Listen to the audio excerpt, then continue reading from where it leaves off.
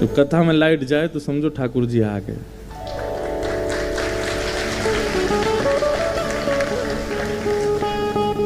तो कल जब हम दर्शन करने गए तो कुछ हमारी माता जी ने कुछ कहा था कि जगन्नाथ महाप्रभु से पूछना, आज्ञा लेना, क्या कहते हैं।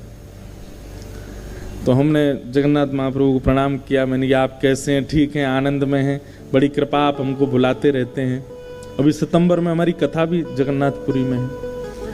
तो मैंने कहा आपकी बड़ी कृपा है कि आप दास को बुलाते रहते हैं, भोजन प्रसाद सब प्रेम से पा रहे हैं, आप श्रृंगार खूब बढ़िया करके बैठे हैं। पहले वार्ता हो गई, फिर जो माँ ने कुछ कहा था वो पूछा। मैंने कि महाप्रभु जी ऐसा ऐसा कुछ भाव माँ का है, सब आपको जैसे रुचिकर लगे आप आज्ञा देना।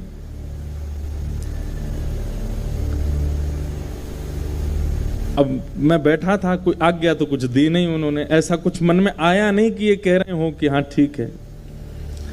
इतने में ही वो पंडा पुजारी जी आए, चलो चलो चलो हरि हरि बोलो, हरि हरि बोलो, चलो उठाने लगे। मैंने कहा आपने कुछ संकेत तो दिया नहीं, हम कुछ पूछ रहे थे, उसका एक संकेत, शुभ संकेत तो दे दो। तो मैंने मन में विचार किया कि ये पुजारियों के हाथ में जो डंडी लगी रहती हैं, 2 डंडियां लगी रहती हैं, उसको ऐसे मारते हैं सिर पे।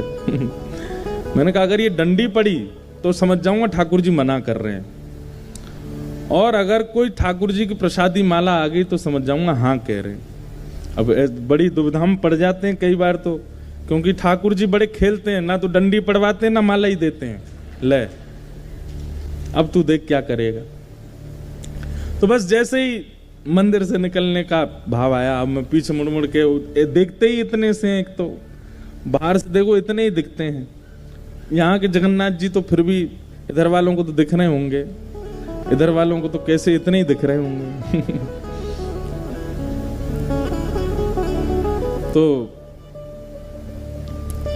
मैंने कि संकेत दे दो कुछ।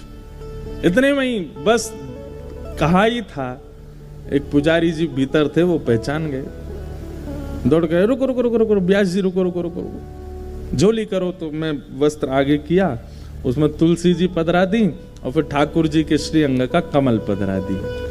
लो दीदी बहुत भूख लगी है, कुछ खाने के लिए बना दो ना। रामेन में कितने न्यू फ्लेवर्स आए हैं, खाए तूने? नहीं।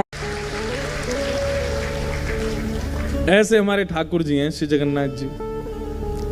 तो ठाकुर जी ऐसा नहीं कि कान में आके कुछ कहते होंगे या आपको बैठा के बोलते होंगे।